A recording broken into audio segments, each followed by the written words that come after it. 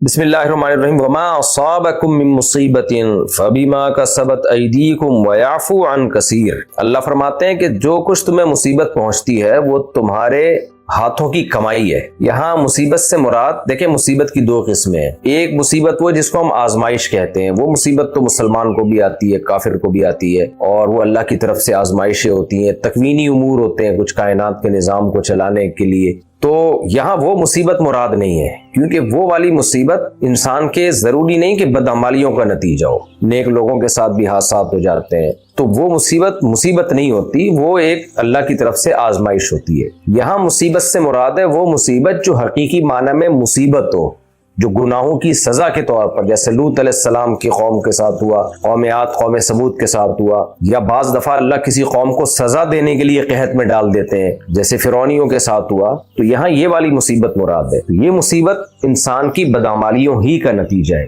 تو خلاصہ اس آیت کا یہ نکلا کہ جو واقعی عذاب ہوتا ہے نا، جو مصیبت بن کے آتی ہے، وہ انسان کی بدعمالیوں ہی کا نتیجہ ہے، اور کچھ قدرتی واقعات ہوتے ہیں، حادثات ہوتے ہیں، تو وہ بدعمالیوں کا نتیجہ نہیں ہے۔ اب سوال پیدا ہوتا ہے ہم کیسے فیصلہ کریں گے کہ کون سی مصیبت آپ کے بدعمالیوں کا نتیجہ ہے اور کون سی ویسے ہی اللہ کی طرف سے آزمائش ہے۔ قدرتی حادثات ہیں، دنیا میں ہمیشہ سے آئے ہیں، صحابہ کے دور میں بھی آئے، بڑے بڑے نیک لوگوں کی آزمائشیں آئی ہیں، تو ہمیں کیسے پتہ چلے گا کہ یہ بدعمالیوں کے نتیجے والی مصیبت ہے اور واقعی حقیقی مصیبت ہے یا ویسی ایک آزمائش ہے؟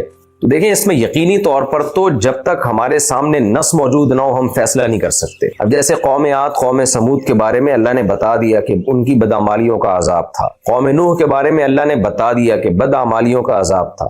جہاں اللہ بتا دے گا وہاں تو ہمیں یقین ہوگا، جہاں نہیں بتائے گا تو وہاں یقینی طور پر کچھ نہیں کہا جا سکتا۔ البتہ کچھ علامتیں علماء نے بتائی ہیں قرآن و سنت کو سامنے رکھے، ان علامتوں سے اندازہ ہو جاتا ہے، غالب درجے میں آپ کہہ سکتے ہو کہ یہ مصیبت گناہوں کا عذاب ہے یا یہ ویسے ہی قدرتی حادثہ ہے۔ تو وہ ظاہری علامت یہ ہے کہ جب بھی کوئی آزمائش آئے، چاہے وہ انفرادی آپ کی زندگی میں آئے یا قومی سطح پہ آئے، تو اگر اس میں ہمیں اپنی اصلاح کا موقع مل رہا ہے اور اصلاح کی طرف توجہ جا رہی ہے، مثال کے طور پر ملک میں مہنگائی کا عذاب ہی آپ دیکھ لیں نا، عوام کو کچھ سمجھ میں آنے لگتا ہے کہ ہمیں کیا کرنا چاہیے آئندہ کے لیے، کیا پالیسیاں بنانی چاہیے ہمیں، حکمرانوں کو کچھ عقل آ جاتی ہے، تو پھر یہ مصیبت نہیں ہے بلکہ یہ اللہ کی طرف سے اصلاح کا ایک پروگرام ہے، ایک تربیت کا ایک طریقہ ہے۔ تو اور اگر کوئی پریشانی آئی اور آپ کی اصلاح کی طرف توجہ ہی نہیں جاتی ہے، نہ آپ اللہ کی طرف رجوع کرتے ہو، نہ آپ کو اپنی غلطیوں کی تلافیوں کی طرف توجہ جاتی ہے، تو سمجھ لیں یہ اللہ کی طرف سے عذاب ہے، کیونکہ اللہ آپ کو تکلیف پہنچانا چاہ رہا ہے۔ دیکھیں، جب بھی کوئی تکلیف کسی خیر کا پیش خیمہ ہو تو وہ تکلیف پہنچانے والا آپ کا دوست ہوتا ہے۔ ڈاکٹر بھی آپ کو تکلیف پہنچاتا ہے آپریشن کر کے، ٹیکہ لگا کے، وہ تکلیف مصیبت نہیں ہوتی بلکہ وہ آپ کو سدھارنے کے لیے ہوتی ہے۔ شاعر نے کہا ہے نا کہ تندی باد مخالف سے نہ گھبرائے شاہین، یہ تو چلتی ہے تجھے اونچا اڑانے کے لیے۔ تیز ہوائیں شاہین کو اونچا اڑانے کے لیے چلتی ہیں، ٹینشن دینے کے لیے نہیں چلتی۔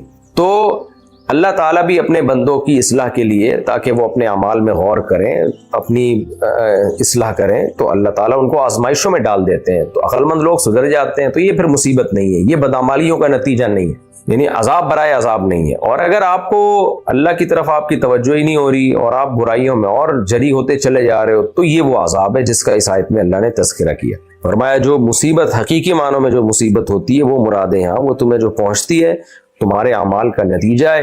وَيَعْفُو عَنْ كَثِيرٍ، اور بہت سی برائیاں اللہ ویسے بھی معاف کر دیتا ہے۔ یعنی یہ تو جو عذاب آتے ہیں نا، یہ بہت سے گناہوں کو معاف کرنے کے باوجود جو کچھ گناہ رہ جاتے ہیں ان پر عذاب آتا ہے۔ سارے گناہوں کا اللہ عذاب دینا شروع کر دے تو قرآن میں جگہ جگہ اللہ نے یہ مضمون بیان کیا، ایک روح چیز کو بھی اللہ زمین پہ زندہ نہ چھوڑے۔ فرمایا وَمَا أَنْتُم بِمُعْجِزِينَ فِي الْأَرْضِ، اور تم زمین میں اللہ کو ہرا نہیں سکتے۔ زمین کا تذکرہ اس لیے کیا کہ انسان کی دادا گیری تو زمین پر ہے نا، تو زمین پہ نہیں جو ہرا سکتا آسمانوں میں کہاں سے ہرائے گا؟ نہیں، اللہ عذاب دینے پہ آ جائے کچھ بھی نہیں کر سکتے تم۔ وَمَا لَكُم مِّن دُونِ اللَّهِ، اور نہیں ہے تمہارے لیے اللہ کے سوا من ولی، کوئی دوست، ولا نصیر، اور نہ کوئی مددگار ہے، اس لیے اللہ ہی سے دوستی لگاؤ۔ وَمِنْ آيَاتِهِ الْجَوَارِ فِي الْبَحْرِ كَالْأَعْلَامِ، اسی کی نشانیوں میں جہاز ہیں سمندر میں پہاڑوں جیسے۔ مفسرین نے اس آیت کا ترجمہ جہازوں سے کیا کیونکہ کشتی پہاڑوں جیسی جو ہوتی ہے وہ جہاز ہی ہوتا ہے، تو سمندری جہاز ہیں۔ کیسے سمندر اپنی پشت پہ اٹھا کے اتنی وزنی چیز کو اٹھاتا ہے اپنی پشت پہ اور کہاں سے کہاں ایک ملک سے دوسرے ملک تمہیں دھکیل دیتا ہے. کیسے آرام سے تم ٹریولنگ کر کے اپنی منزلوں تک پہنچتے ہو, تجارت بھی کرتے ہو. اور ارشمیدس کا لا ہم نے اسکول میں پڑھا تھا نا کہ پانی میں سوئی تو ڈوب جاتی ہے, جہاز نہیں ڈوبتا.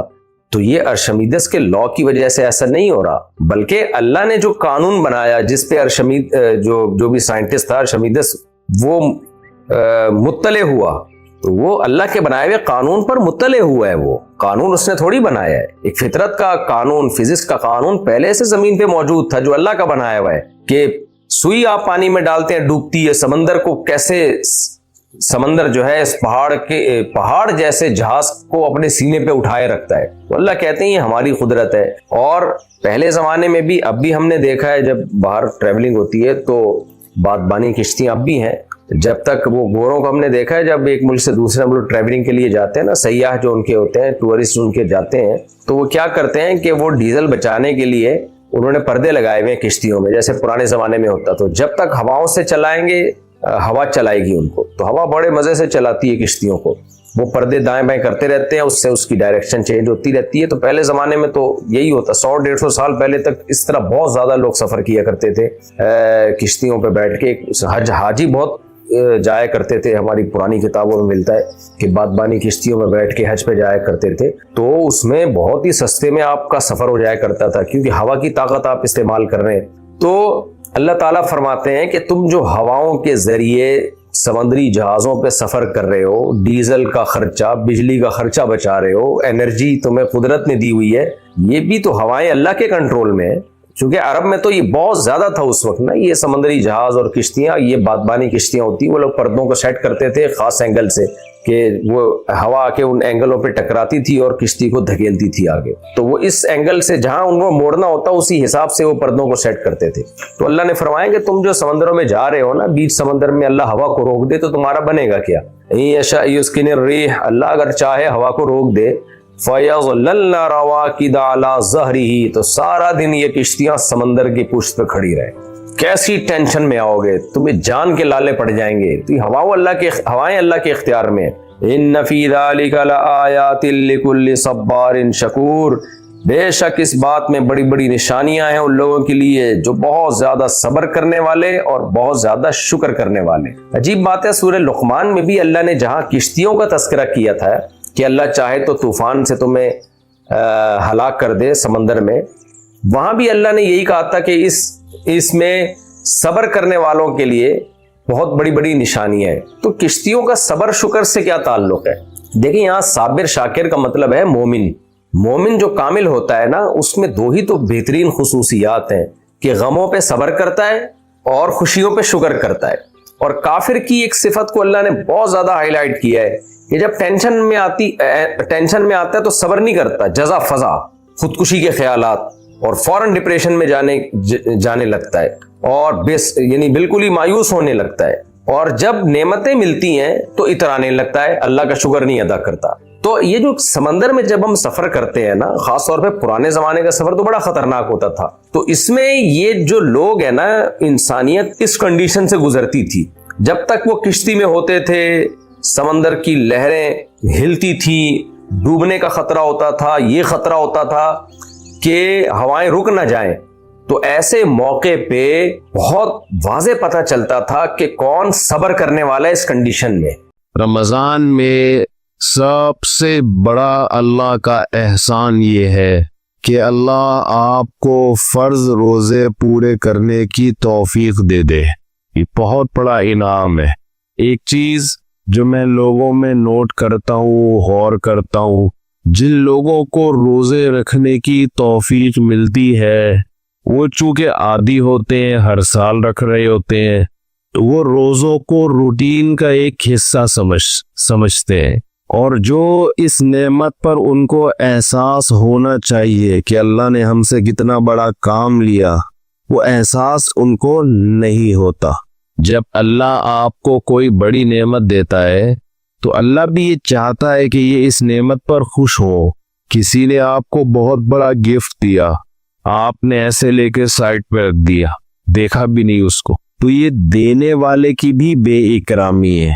تو جیسے اللہ یہ چاہتے ہیں کہ لوگ گناہوں پہ خوف زدہ ہو، گناہ کر کے ندامت ہو، جرم کا احساس ہو۔ اسی طرح اللہ یہ چاہتے ہیں کہ نیکی کر کے ان میں شکر کا جذبہ پیدا ہو، خوشی محسوس ہو۔ اگر کوئی شخص گناہ کرتا ہے تو جس کا آخرت پر یقین نہیں ہے، اسے گناہ کر کے کبھی بھی شرمندگی محسوس نہیں ہو، وہ کرتا چلا جائے گا۔ لیکن اگر آپ گناہ کرنے کے بعد شرم محسوس کرتے ہیں، ندامت ہوتی ہے، تو یہ ایمان کی علامت ہے، آخرت پر یقین کی علامت ہے، اللہ کے وجود کے یقین کی علامت ہے۔ بالکل اسی طرح اگر نیکی کر کے خوشی محسوس ہوتی ہے تو یہ بھی ایمان کی علامت ہے، خوشی کی، یہ بھی آخرت پر یقین کی علامت ہے۔ اور اس کا ایک دنیا میں فائدہ یہ ہوتا ہے کہ اس سے مزید نیکی کی توفیق ملتی ہے۔ رمضان میں شیطان ایک دھوکہ یہ دیتا ہے کہ آپ نے اگر روزے رکھے تو کون سا تیر مار لیا، ساری دنیا روزے رکھ رہی ہے۔ یہ شیطان کا بہت بڑا حملہ ہے۔ میرا معاملہ یہ ہے، الحمدللہ ہم سب روزے رکھتے آ رہے ہیں بچپن سے ہی، جب سے بلوغت کی دہلیز پہ قدم رکھا ہمارے گھر میں روزے کا معمول تھا، روزہ چھوڑنے کا تصور یہی تھا۔ اب بھی نہیں ہے، پہلے بھی نہیں تھا، تو رکھتے آ رہے ہیں بچپن سے، بلکہ جب بالغ نہیں تھے اس وقت بھی رکھتے تھے، ہمارے بچے اب بھی رکھ لیتے ہیں، تو منع کرنا پڑتا ہے کہ بھائی نہیں رکھو، بچوں کو تو شوق ہوتا ہے کہ رکھنا ہے، تو الحمدللہ معمول ہے۔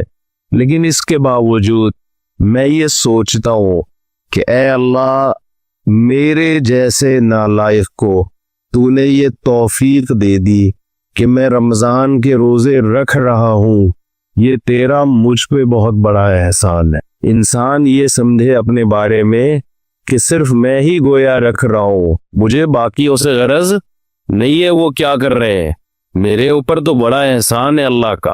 ہم تو نالائق ہیں بھائی، عام دنوں میں ایک روزہ رکھنے سے پہلے 10 دفعہ سوچتا ہے انسان کل رکھوں کہ نہیں رکھوں، رکھتا ہے تو ایسا سمجھتا ہے جیسے آج ہم نے بہت بڑا تیر مار لیا کوئی۔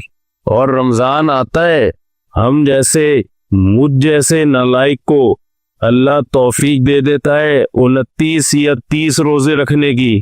30 کی تو 15 سال ہو گئے، کوئی رپورٹ ہے ہی نہیں، 29 ہی ہوتے ہیں پاکستان میں۔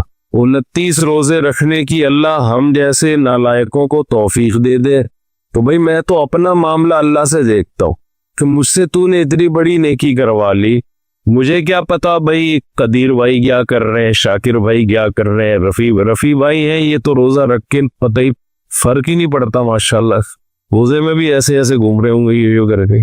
آپ دیکھ لیں کبھی وہ آ کے تو روزہ رکھ کے نا عصر کے وقت سب مرجھائے ہوئے ہوتے، کراچی میں جیسی گرمی ابھی شروع ہو گئی ہے تو رفیع بھائی نہیں ماشاءاللہ مرجھائے ہوئے ہوتے، ان کو پتہ نہیں انشاءاللہ نے الگ سے کوئی انرجی دی ہے، رکھتے ہیں۔ آپ بدگمان نہ ہو، بعض دفعہ انسان اتنا فریش ہوتا ہے لوگ سمجھتے ہیں کہ اس کا ہے ہی نہیں، یہ ہمیں یقین ہے کہ رکھتے ہیں۔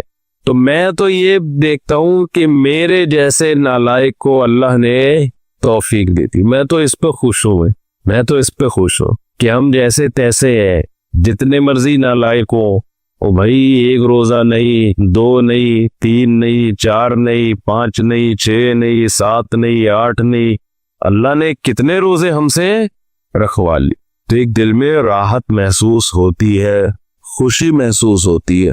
ہاں تھوڑا سا یہ خوف بھی ہونا چاہیے، تھوڑا سا، کہ ایسا نہ ہو کہ ہماری کسی بدعملی سے اجر ضائع ہو جائے، یہ خوف بھی ضروری ہے، یہ خوف بھی تاکہ اترائے نہیں انسان۔ لیکن اصل تو یہ ہے کہ یہ کیا ہے، نعمت ہے۔ ہمارے نبی صلی اللہ علیہ وسلم سے بھی ثابت ہے، ہمارے نبی اپنے آپ کو موٹیویٹ کرتے تھے روزہ رکھ کے، اپنے آپ کو موٹیویٹ کر رہے ہیں، اپنی حوصلہ افزائی کر رہے ہیں۔ کیسے حوصلہ افزائی؟ جب آپ صلی اللہ علیہ وسلم روزہ افطار کر لیتے، کیسے انسان کو خوشی محسوس ہوتی ہے نا۔ آج خوشی اس لیے نہیں ہو رہی کہ سحری میں 3 پراٹھے پھوڑے ہوئے ہوتے ہیں، پھینیاں کھجلے کھائے ہوئے ہوتے ہیں، بھوک ہی نہیں لگ رہی ہوتی۔ وہ طے جو بیٹھنا شروع ہوتی ہے عصر مغرب میں جا کے، تو وہ جو ڈکارے، اکثر لوگ مجھ سے رمضان میں یہ پوچھ رہے تھے کھٹی ڈکارے نگلنے سے روزہ تو نہیں ٹوٹتا؟ ایسا لگتا ہے ہر آدمی کھٹی ڈکارے ہی نگل رہا ہے سارا دن بیٹھ کے، کیونکہ ہر آدمی یہ مسئلہ پوچھ رہا ہوتا ہے کھٹی ڈکارے نگلنے سے روزہ تو نہیں ٹوٹتا۔ بھائی تو کیا ڈکاروں کے علاوہ اور کوئی کام نہیں ہے کیا؟ بہرحال یہ تو میں ایسے ہی کہہ رہا ہوں، لیکن جتنا مرضی 3 یا 4 بھی کھا لو تو بھی بہرحال انسان ایک مجاہدہ کرتا ہے، تبھی تو دنیا پرست آدمی ایک روزہ بھی نہیں رکھتا۔ ہٹے کٹے لوگ دیکھے ہم نے، ڈاکٹروں نے ان کو کہا وہ بھی ہے کہ تم نہیں کھاؤ، تمہارے لیے کھانے کے علاوہ دنیا کا ہر کام تم پہ سود کرتا ہے، پھر بھی روزہ نہیں رکھتے۔ ان سے نہیں رہا جاتا 2-4 گھنٹے بھی کچھ کھائے پیے بغیر، ان کو چائے چاہیے، ان کو گٹکا چاہیے، ان کو پان چاہیے، ان کو نسوار چاہیے، ان کو روٹی چاہیے، ان کو کچھ نہ کچھ جانوروں کی طرح جگالی کرنے کے لیے چاہیے کہ منہ گھومتا رہے۔ ان روزہ خور آپ دیکھ لو، کھا رہے ہیں، ان سے نہیں برداشت ہوتا۔ گھر میں سب کا روزہ ہوتا ہے، بوڑھوں نے رکھا ہوا ہوتا ہے، لوگ ہمیں آ کے بتاتے ہیں سب کا روزہ ہے، ایک نالائق بیٹا ہے ہٹا کٹا جوان، اس سے نہیں رکھا جاتا، گھر میں نحوست کا ذریعہ بنا ہوا ہے۔ تو ایسے صورت میں اللہ اگر آپ کو توفیق دے دیتا ہے تو ٹھیک ہے، تھوڑا خوف بھی ہونا چاہیے کہ پتہ نہیں قبول ہو رہا ہے کہ نہیں ہو رہا، لیکن امید کو، شکر کو خوف پر غالب رکھنا چاہیے۔ تو میں یہ عرض کر رہا تھا ہمارے نبی بھی اپنے آپ کو موٹیویٹ کیا کرتے تھے، کیسے؟